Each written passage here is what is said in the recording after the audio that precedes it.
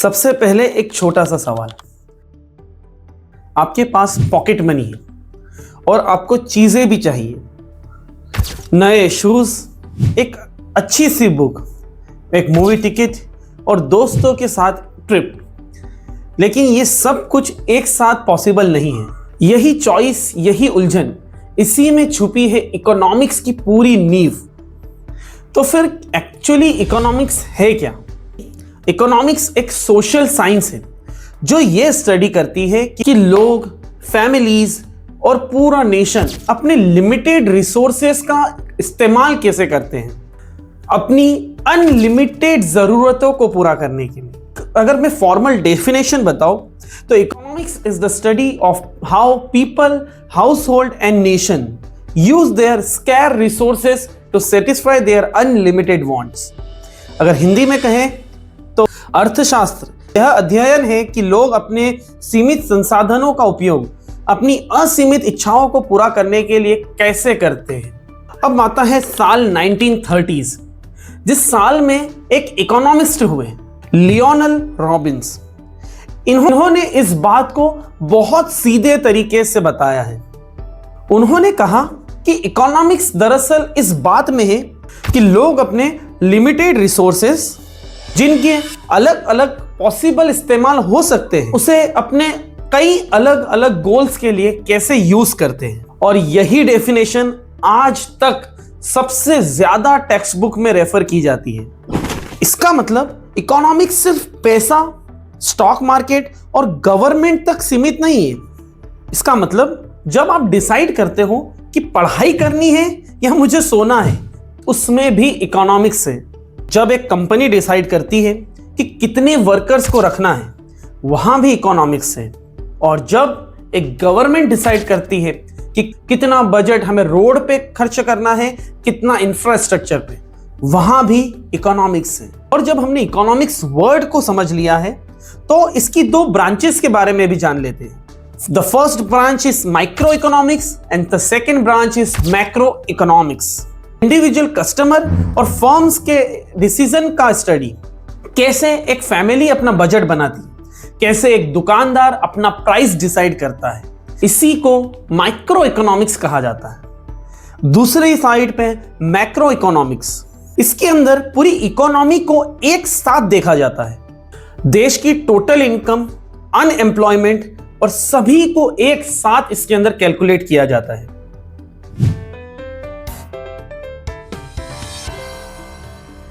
और हम इस सीरीज के अंदर इन दोनों ही ब्रांचेस के सबसे फाउंडेशन के बारे में स्टडी करेंगे और उस फाउंडेशन का नाम है स्कैरसिटी।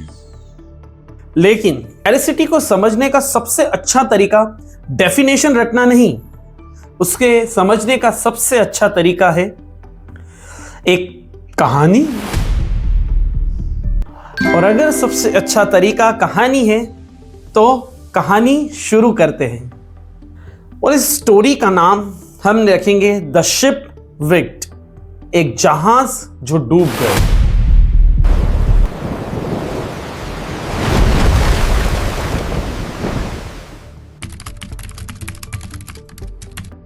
जरा सोचिए, आपका जहाज अभी अभी डूब गया है। आप और 40 और यात्री एक अनजान टापू पे जाके फंस चुके हैं। कोई दुकान नहीं है, no money, no Amazon delivery. और इस आइलैंड पर भी एक चीज है, क्या? अनलिमिटेड वांट्स और लिमिटेड रिसोर्सेस। दोस्तों, ये कोई फिल्म की कहानी नहीं, ये पूरी की पूरी इकोनॉमिक्स है जो एक सेंटेंस में समाई हुई है। ये हमारी 3 पार्ट्स की एक सीरीज रही, जिसके अंदर सबसे पहले हमने देखा कि इकोनॉमिक्स क्या है। अब हम देखेंगे what is scarcity. Second part में हम देखेंगे what are the central problems of economics. और थर्ड पार्ट में हम बनाएंगे PPF यानी प्रोडक्शन पॉसिबिलिटी फ्रंटायर, अपने हाथों से लाइव और इसी अपने आइलैंड के एग्जाम्पल के साथ। तो चलिए दोस्तों, हम इस आइलैंड पे जाके फंसते हैं, हमारी इस सीरीज को शुरू करते हैं। तो ये रहा हमारा आइलैंड। 40 लोग वो 40 लोग जब अपने रिसोर्सेज की काउंटिंग करते हैं तो उन्हें यह मिलता है: coconut tree 20 coconuts a day, fresh water spring 1, would for shelter limited, washed assure tools, यानी कि कुछ टूल्स जिसका वो यूज करेंगे वो कुछ ही अ फ्यू टूल्स उनके पास में मिलते हैं। अब एक सवाल है आपके लिए, इस वीडियो को यहीं पॉज कीजिए और 5 सेकंड के लिए सोचिएगा, अगर इस आइलैंड के ऊपर 40 लोग रहते हैं, कोकोनट सिर्फ 20 है, तो सबका गुजारा कैसे होगा?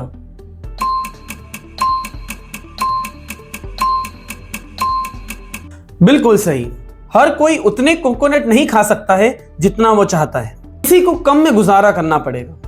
कुछ लोग उसे शेयर कर लेंगे और कोई उसे राशन कर लेगा। और यही माय फ्रेंड स्कैरसिटी का कंसेप्ट है।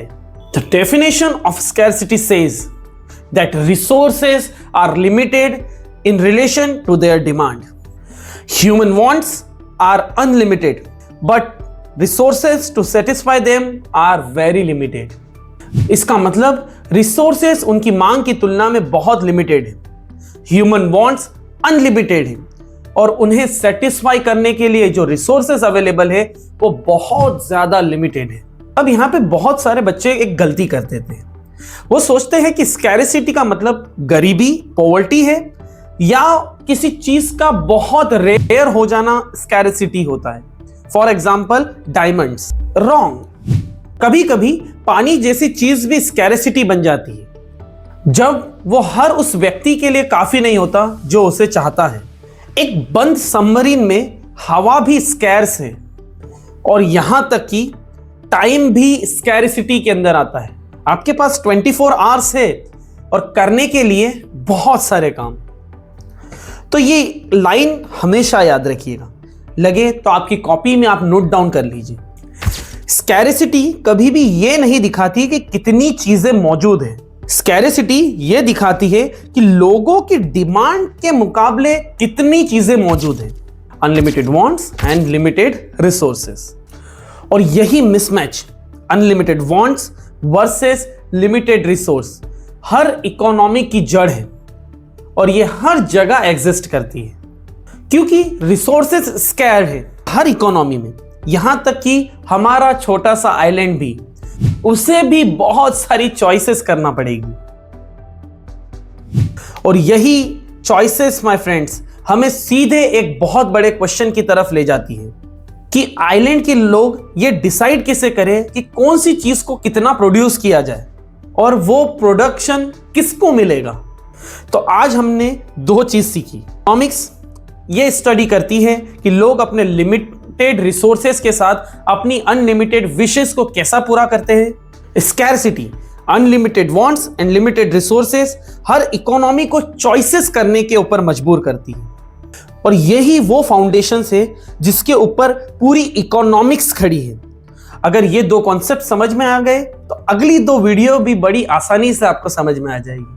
और इसी के साथ एक होमवर्क जरूर करिएगा, अपनी खुद की जिंदगी में 3 स्कैरसिटी को खोजने की कोशिश करिएगा। सिर्फ पैसों से जुड़ी नहीं, बल्कि टाइम, अटेंशन और एनर्जी से जुड़ी भी।